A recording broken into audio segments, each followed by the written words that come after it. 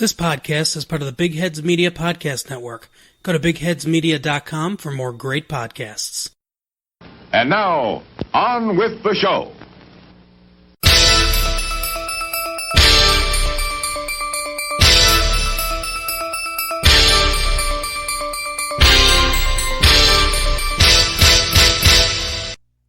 Hey everyone, welcome to We're Watching Here! We're Watching Here!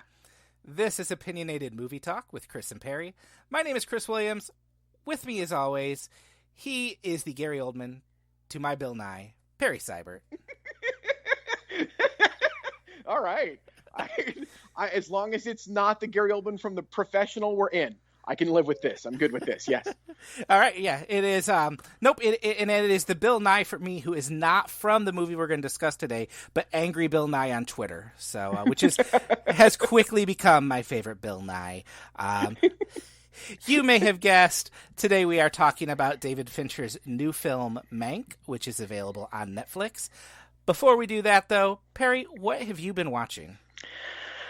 It's been a drought in 2020, Chris, as we all know. It's like, we haven't gotten the rain. The cinematic flow is not what it should be.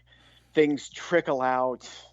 And I have honestly seen, nothing that I've gotten super crazy about or been like, oh, that's superb. That's something that's going to live with me for the rest of my life. I'm eager to go back to this. But it kind of happened recently. Okay. You know me. We've done this long enough. I like it that we're talking about this film when we're going to do an episode that's about a movie about a writer. I'm fond of writerly movies. I have no problem with movies based on plays. I like to watch actors speak really good dialogue. And I had an utter blast with John Patrick Shanley's Wild Mountain Thyme. This is glorious to me. I loved this movie unreservedly and unapologetically. From beginning to end. It's out now. It's creeping around the country. I think you can buy it at Amazon to rent, or you can buy it or rent it at Amazon. If you are a fan of Shanley's work, by all means, watch it. And if you aren't, probably watch Moonstruck first. Make sure this is your cup of tea. And then once you get past all the Italian story of love, go check out his Irish story about love. And boy, with a name like John Patrick Shanley, he knows what he's talking about. Well, I have not seen Wild Mountain Thyme. I have heard reactions to Wild Mountain Thyme, and I'm glad to see you're standing up for what you believe. I believe this was a movie the Irish Leprechaun Museum called A Bit Much. Yes. But I also, I cannot get that right. William Patrick Shanley, right? No, John Patrick Shanley. I was right the first time. I really liked, what was it? Joe versus the Volcano. The first movie he directed, yes. Yeah, and I know a lot of people don't care for that one, and I enjoyed that one quite a bit. Didn't he also do Doubt? Again, adapted from his play, okay, yes. Those are the only two other films he's directed. This is only his third in 30 years, basically. All right, well, I like both of those. I like Irish things. I'm Irish, so... It is so beautifully written. It is so beautifully acted. It knows exactly what it is. And I'm not saying that to indicate that it knows it's something lesser. It knows exactly what it is. If I would hope that the tone of it is magical enough that you will not be thrown off by Christopher Walken's incredibly Brooklyn-sounding Irish accent that is variable, but I don't care because I'm not in the real world here. This is not. He delivers the lines beautifully. I don't care if he doesn't have the accent pitch perfect at every time. And his really big scene is perfectly executed. It's nice to know that Jamie Dornan can actually act. Who knew? Who knew? I didn't. I know now. And, who doesn't want to see Emily Blunt in everything? Absolutely. She's fantastic in this. It's a really enjoyable movie. Well, you know what? My wife is big into Irish things, so that might be something that around St. Patrick's Day we're going to have to dial up and just kind of revel in that, because I trust you and I trust John Patrick Shanley, and so maybe I'll give that a look. I would encourage you to. Good. You specifically. Anybody, but yes, knowing you specifically. All right. Well, that might be added to the list. And it's not like I'm about to class things up here, Perry. Because as I was trying to think, I've seen a lot lately. We are, even though this is a weird year, this has been a very busy screener season, where we have gotten, I don't know if you've gotten the same deluge, but I feel like every day there is another screener that I suddenly have a 5-minute window where they'll let me watch it. they expire so quickly, and I'm rushing to keep on track of everything. But really, I mean, this is our episode that's going to air right before Christmas. I felt like I needed to go with a Christmas movie, Perry. So I'm a big fan of Christmas movies. Are you? It depends. Okay. Bad ones really piss me off. So no, I don't want to watch any Christmas movie. But good ones are great, yes. Well,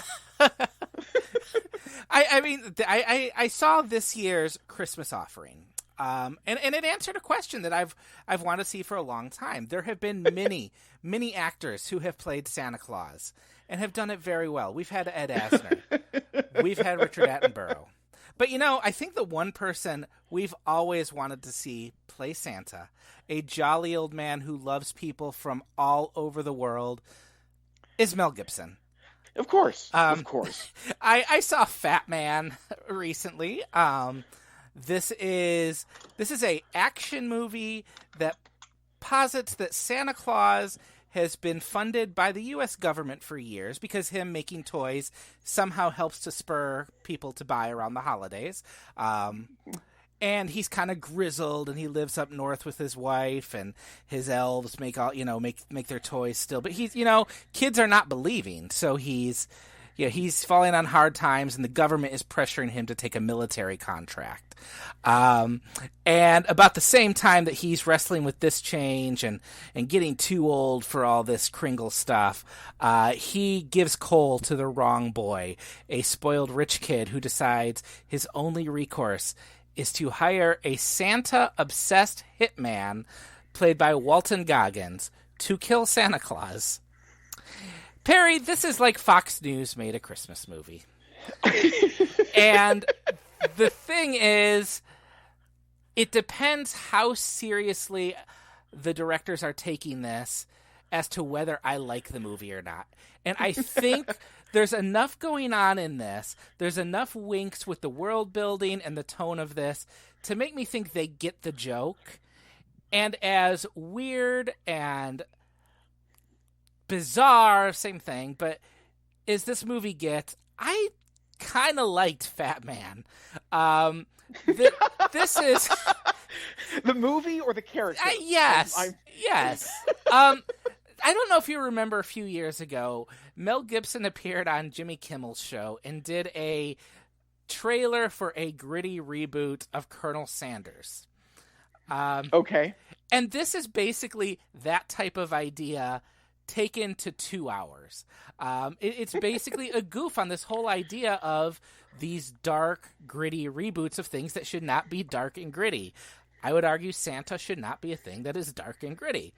And it plays this joke so deadpan that I have to believe they're in on it. I mean, he's got an army of elves, but they still feed themselves on sugar. Walton Goggins is a character who is obsessed with tracking down toys from Santa's workshop because Santa never brought his mom and dad back for Christmas. Like, this movie knows exactly what it's doing, and it just steers into this whole dark, stupid joke. And Mel Gibson, who is, by all accounts, a trash human in his real life, he knows exactly how to play this. Like, he's a lot of fun to watch as just a Santa who is just kind of grizzled and upset because people just don't believe anymore. And and it's just fun watching him play off Walton Goggins, who just plays this right down the middle. It's fun, and I like the world building that takes place. They've put a lot of thought into what it would be like if Santa was common knowledge that, it was just accepted. He's real. He's bringing you gifts. Parents buy, the stuff that isn't as good as what Santa brings. And, if you can get on its wavelength, it's fun. I don't blame anyone who looks at this and says it's not my thing. I don't like it, but I had a good time with this. After hearing about it, I thought I only want to see this written and directed by Dogma era Kevin Smith. Like, that seems like the exact right tone I need for this to work, and I don't expect that tone to be there. But yeah, I'd probably turn this on. I don't know that I'd finish it, but I'd turn this on. I'd give it a look. Yeah, sure, of course I would. It's fun. It's fun trash, and it's trash that knows exactly what it is, which it made it enjoyable. I was on the couch with a bad foot. There were far worse ways to spend my time. Probably far better ones too, but I'm reminded, and I don't know that I've ever talked about this here. So I would like to bring up, since I think this is the first time we've ever talked in any real detail about Mel Gibson. With Peacock now available for free and on Roku and all other devices, I would encourage you, if you've never seen it, to check out the episode of Saturday Night Live he hosted. Because for my money, he delivers the funniest monologue I've ever seen anyone deliver on that show. Really? And with this caveat, it's a straight monologue. He has written a speech and he delivers it to perfection, and it's hilarious. It's really well done, and it is always as problematic as it is to like him. I still hold a very soft spot for him for that the entire episode is really good, but that monologue is really special. I think it's just an excellent piece of performance and writing that doesn't get talked about. I will have to track that down, because I do find him, when he was in his peak, he was always very funny. He had this kind of devilish humor that I liked, and he did an episode of The Simpsons where he played himself, and I always thought that one was really funny. I always come back to the line where he's talking about how hard it is to be him, because it's hell being Mel, and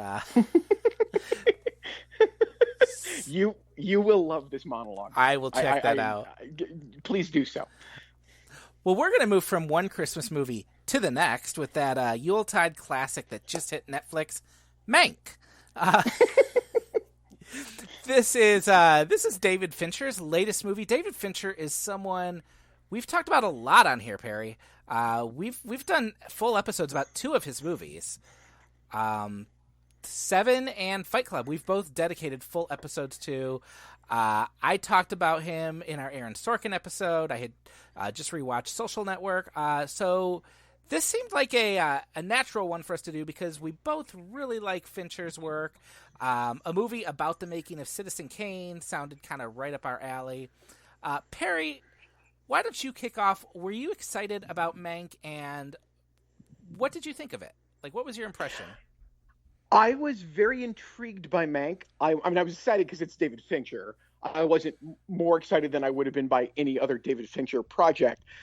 It is. Here's the thing. I have no understanding of how this will play for anybody who doesn't already kind of know this time period, or at least have something more than a passing interest in it. I think it assumes a lot of knowledge. Which is not to say that it requires it. You know what I mean? It'll play even if you've never heard of these people. Although if you've never heard of these people, I don't know why you're watching this. And I had that feeling throughout. I was never. It is not an all-encompassing experience, as some Fincher films are. There's a very weird decision he makes that I'm sure we'll get into that constantly pulls you out of any attempt to be in the movie. And so I found myself asking over and over, well, why this? Which I've never thought before from Fincher. I'm like, why this? And then, you see the name on the screenplay credit, and it's Jack Fincher. Mm-hmm. And it was his father. And that this was going to be the film he was going to do after The Game, but didn't. And 20 years later, Netflix threw him the money to make it. And so he did. And so then I realized, well, gosh, here's arguably, you make the case. This is easily unarguably one of the finest directors we have, who has made an absolutely loving tribute to a screenwriter. So, out of a screenplay that was written by his own father. So I was stuck at the end of this as, gosh, for the first time ever, David Fincher's made a personal movie. Like this feels like something from his heart, which is not a feeling you've ever gotten from David Fincher. That's not what he does. And that's really weird because like Fincher, it's like Fincher films, it's cold, it's cerebral. It is not, it does not reach out to you. You're just supposed to sit there and take it in and pay attention, and it's worth doing so. I enjoyed it. I think it's really good, and I think it's really good because it is this very weird detour for Fincher. I like I said, I just don't. It feels very personal and almost insular, but not. It's approachable. You can watch it. I don't feel like he made it for anybody other than himself. And I've never gotten that impression from any other Fincher film. I think he's always got while he will never do anything he doesn't want to do, I think he keeps a very close eye on how things will play for an audience. And I think that was of far less interest to him this time around. Yeah, I can't imagine, for instance, my dad sitting down to watch this movie and getting much out of it. I guarantee my dad has not seen Citizen Kane, and he doesn't want to watch a movie about, Louis B. Mayer and William Randolph Hearst and the political, the political climate of Hollywood in the 1930s. It's very much, I think it, like, you're right, it does play to anyone who's just watching without much knowledge of that. I also agree that I don't know why they would tune in if they didn't have any knowledge or interest in that. But I think it's one of those stylistic exercises too Fincher likes to do, where he likes to kind of play with the visuals, and he makes it as an homage to a movie that would have been made about the same time as Citizen Kane, and sometimes with shots that overtly reference Citizen Kane. And, yes. I don't know that always adds a ton. It reminds you of Citizen Kane. It kind of gets in conversation, but I don't know that that's thematically tied to too much, but I thought it was fun. I assume, are you talking about the stylistic choice of the cigarette burns, or yeah, that does kind of take you out of it, and it just feels like a little winky joke. But I don't. He keeps it up. Yeah. Throughout. It's not once. I'm assuming it's every time there would have been a real change, because why wouldn't it if it's David Fincher? Yeah, and it is one of those things, though. It's not even a one-to-one. It's not like he went back and like the black and white is not even the same type. It wasn't shot on black and white film. It wasn't shot on film. Right. So it's not like he said, I'm going to make a film the same way they made Citizen Kane. It's him using the tools he has now to make a film that homages that. And I don't know that there's more of a reason besides he wanted to do that and pull it off. And I enjoyed watching that. I don't know that it adds a ton, but it was definitely enjoyable for me. But I do think you're right too. This is a movie he made because he could, because, he has a really good relationship with Netflix. With Mindhunter was a good little hit for them, and they're House of Cards before it. House of Cards. You're right. And he, they're willing to support him. And that's kind of the time where you can take that money and say, okay, I've had this little passion project. My dad wrote this script. I've wanted to honor him by doing this, and I'm just going to do it. One for me. And he doesn't have to worry about how many people see it, because that's not what Netflix cares about. They care that it is content to keep people signing up. But I also think there's something interesting in it too, because this is a movie about one of the threads is how the studios are, kind of under the thumb, willing to play nice with, with Hearst and media agencies. And it's taking place at this time where right now studios are being bought out by media companies. I mean, we can do a whole discussion sometime about HBO and being under the thumb of AT&T and where does that lead? And I don't know that he ever ties those threads together, but it definitely came up because, Mankiewicz is given, carte blanche, no studio oversight. There's, do what he wants. Fincher's Wells is given that. Wells is given that. You're right. Wells is given that. Okay. But it does feel like there's kind of there's part of it that's a dig at the studio, but I don't know how tightly that ties into. It's a movie that I think is always interesting to watch. I had trouble tying the threads to anything too concrete because I don't think it's necessarily a movie he made to make a statement, but a movie he made for the joy of making it. Yeah, and I think it's a giant love letter to his father. Mm-hmm. I can think of no other. Like I said, it's like we were saying, it's not.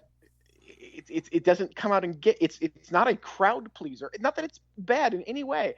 I really enjoyed it, and it's not a chore. I mean, it is fun to watch. I'm just trying. Yeah, both of us have said we're trying to figure out what is.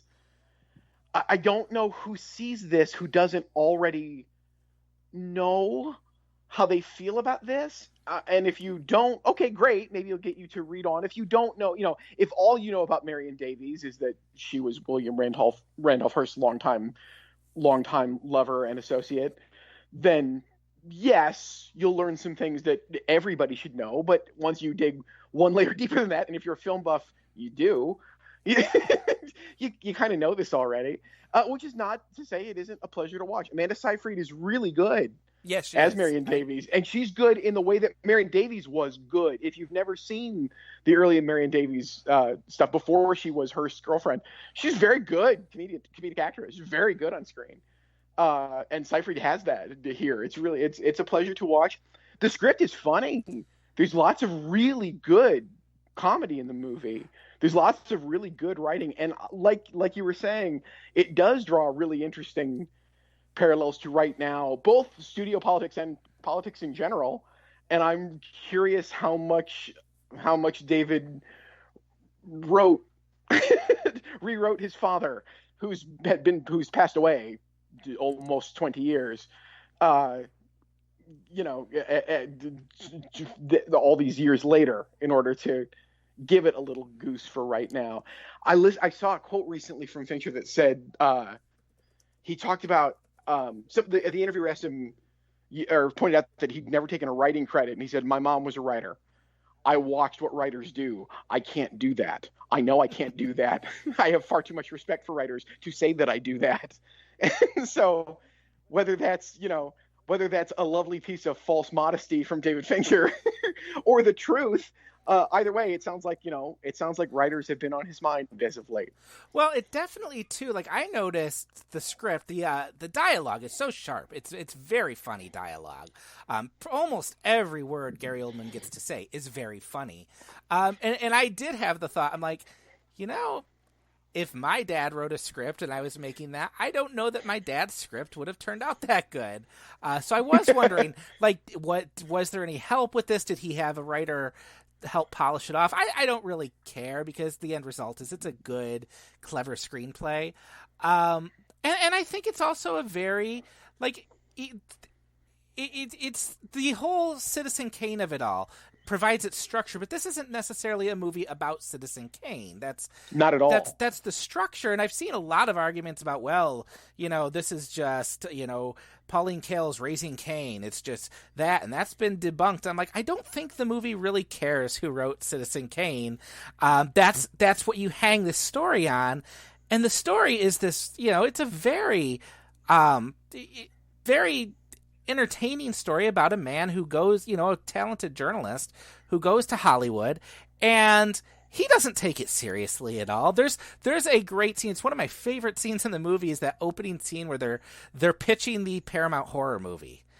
Good. And it's just so obvious, and that they don't know it. They've been goofing off the whole time, and they can just, spin this thing off the top of their heads, and they know exactly what to say to the execs to get them to greenlight it. And it's so much fun to watch, but it is this guy who goes to Hollywood. He doesn't take it seriously. He doesn't really think there's, the movies are saying anything. And he begins to see that the movies do have a power that can be manipulated.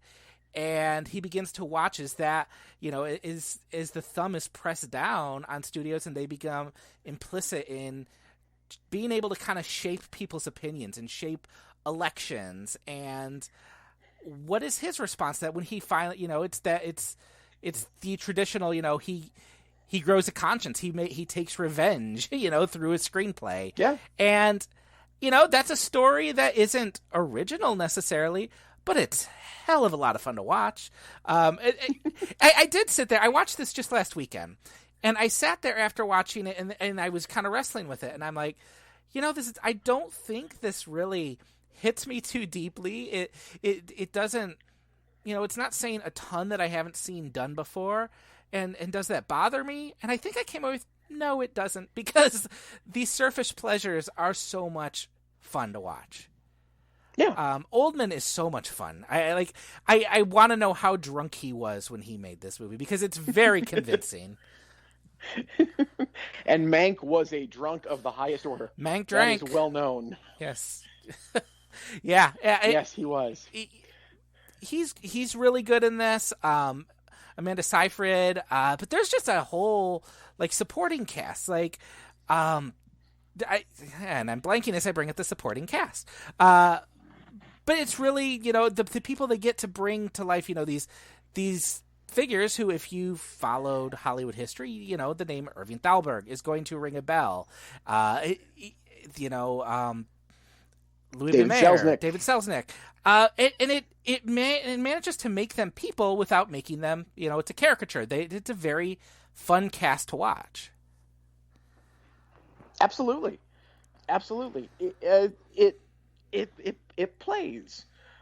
Yeah. It absolutely plays. And I agree. I don't think it's such a weird thing. I sound like I don't like it as much as I do as I talk about it with people, which is always frustrating, because it's like, this is good. Mm-hmm. It's perfectly good. It is. I'm trying to figure out what, this is the longest he's gone between feature films since he started making feature films. It's been 6 years since Gone Girl. So I'm stuck with, well, why this? And that, as I said, I've come back to, I just think it's truly personal for him, because there's nothing about Mindhunter that was incredibly personal. It's brilliant.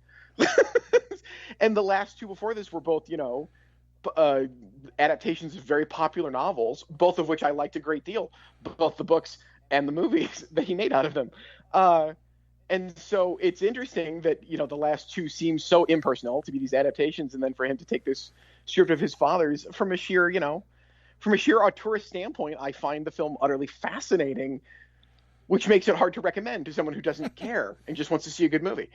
I don't know how that'll play for you. I think it'll play fine, but it's not going to, I don't think it'll break down anybody's world. I also think all this stuff about comparing it, calling it the same thing as the Pauline Kael book does a disservice to the movie. It doesn't at all. It's not about the making of Citizen Kane. It's about the writing of Citizen Kane. And Herman Mankiewicz wrote Citizen Kane. There's no doubt about that. And the fight in the movie is he going to get credit? Mm-hmm.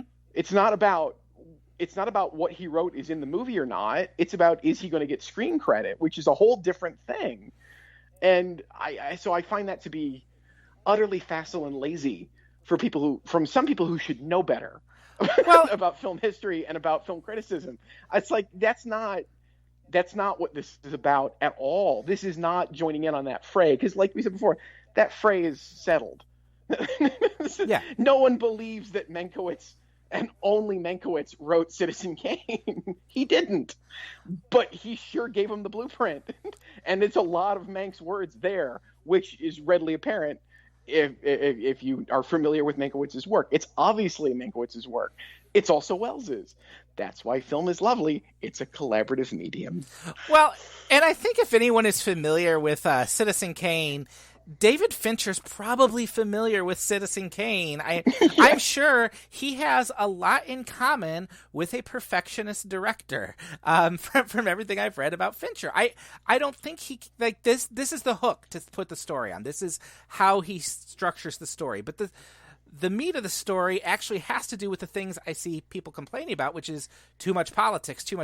And I think that's so vital, is the way Mank watches as MGM, creates these political ads, basically, that bring in people and create a false reality to sway the vote, and how that jades him to the system, or, you know, makes him realize, hey, this thing I've been laughing off, there is a power to it that can be twisted, that people are twisting. Like, that, to me, that's the meat of the movie, is this guy who, you know, kind of laughs off whatever impact he could have, and then sees, oh, there's an impact, and it can go either way. That's the heart to this movie.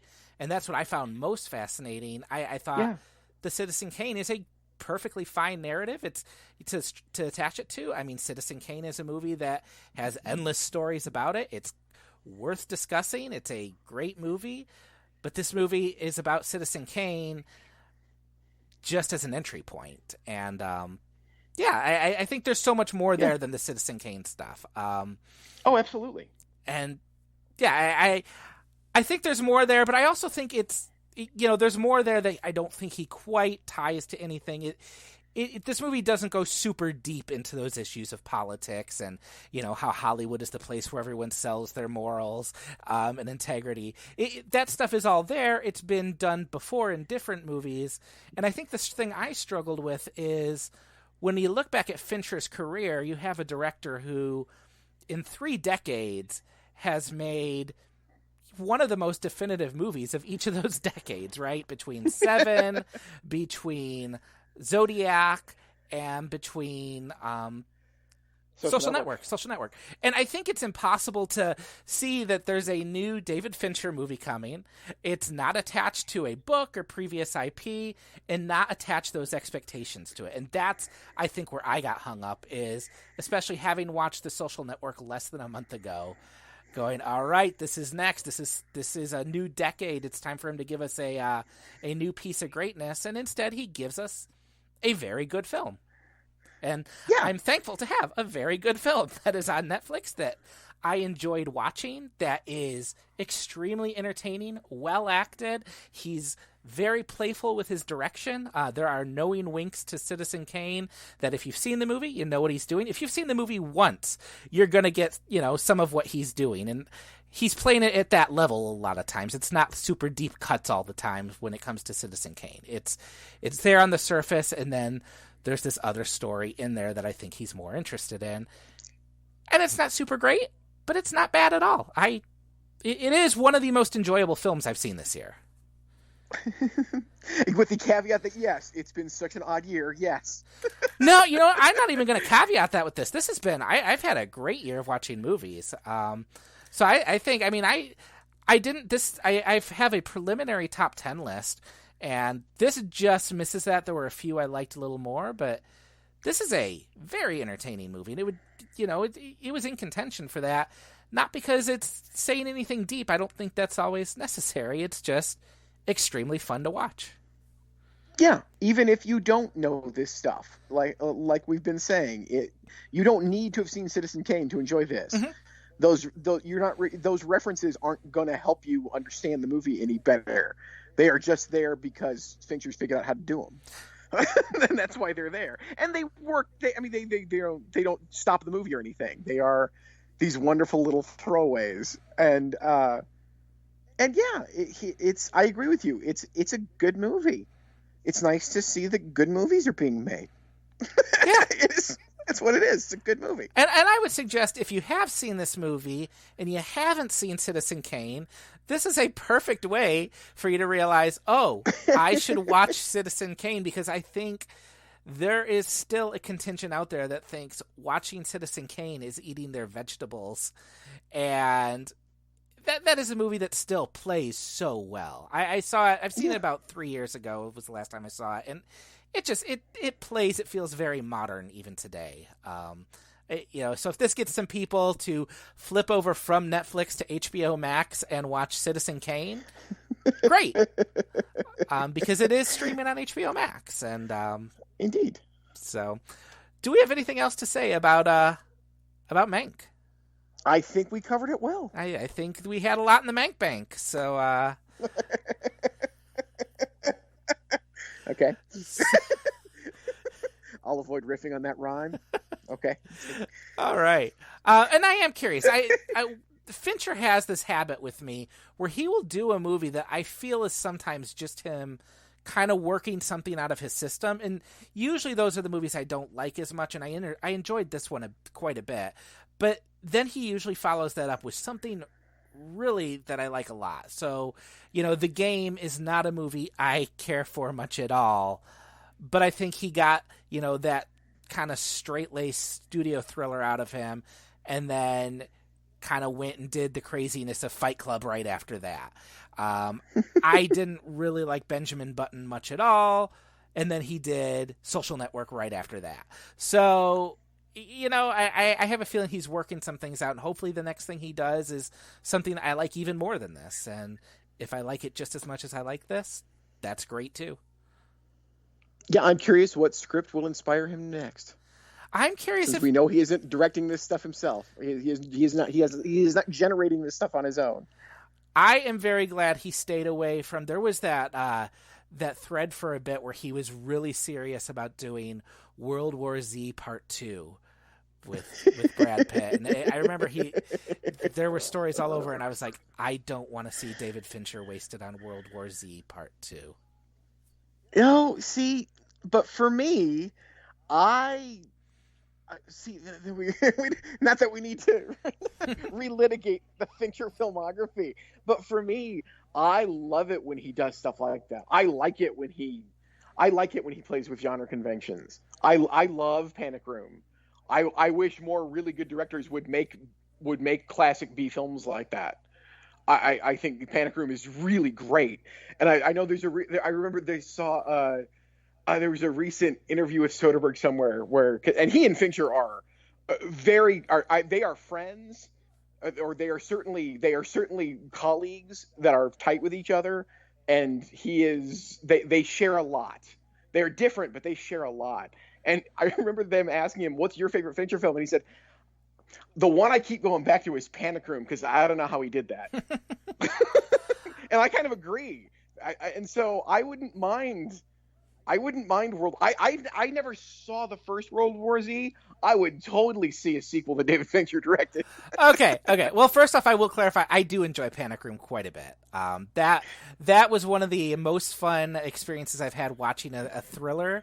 Was sitting in there watching when she knocks the lamp off the wall at one scene, and my entire theater all at once just gasped. Like, you could hear the air just being sucked in. So I do like Panic Room quite a bit.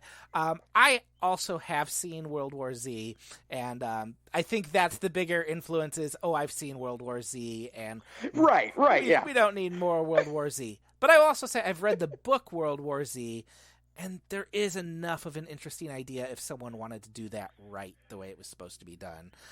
But that's for our Halloween episode. Is exactly. ways to reboot World War Z. So that'll be our most interesting and downloaded episode ever. One other thing I wanted to talk about is this is the second film this season I've seen with Trent Reznor and Atticus Ross doing the score. Yes. And every time they do a score for a movie, I love it. I've also loved their score for Watchmen, HBO's Watchmen last year. And it's so much fun. They're just, kind of playing up the old movie score. But I love that soundtrack that old movies used to have where everything was super dramatic. And it's so much fun to listen to. I have a lot of bad history with Trent Reznor, but yes. So I won't talk a lot about Trent Reznor, but yes. Okay. He is a very talented composer for film with Atticus Ross. Yes, he is. I will also say they do the soundtrack, the score for Soul, which comes out Christmas Day. And to hear that one and this one and the Watchmen one all back to back, if you listen to that is quite an experience. So just another. I love it when they pop up in movies doing that. So, Perry, where can people find you online? People can hear me every Friday on WLBY 1290 AM in Ann Arbor on the Lucy and Lance Show. You can often hear me these days at Cathode Ray Mission, the podcast. We just recently did an episode where we went through all of the films of Paul Thomas Anderson. That was a pleasure. And someday you'll find me in the third row of the movie theater again. You can find me at Mere Christianity on Twitter. You can also read my weekly newsletter, which is criticisms.substack.com, and I will put a link in the show notes. I occasionally do another podcast called Cross Culture Critic. We haven't done it in about a month or so, but we're probably about due. And I was recently on our buddy Nate Adams' podcast, Picks and Pans, along with fellow local critics Monty Lee Stormer and Michelle Kisner. We were talking about the HBO Max announcement from a few weeks ago. That was a fun little episode to do. So if you track that down, give it a listen. Otherwise, newsletter's the best way to reach me. Perry, we will be back in 2 weeks for our year-end wrap-up, which I think is going to be very interesting this year. I think so. Yes, indeed. All right. Thank you all for listening.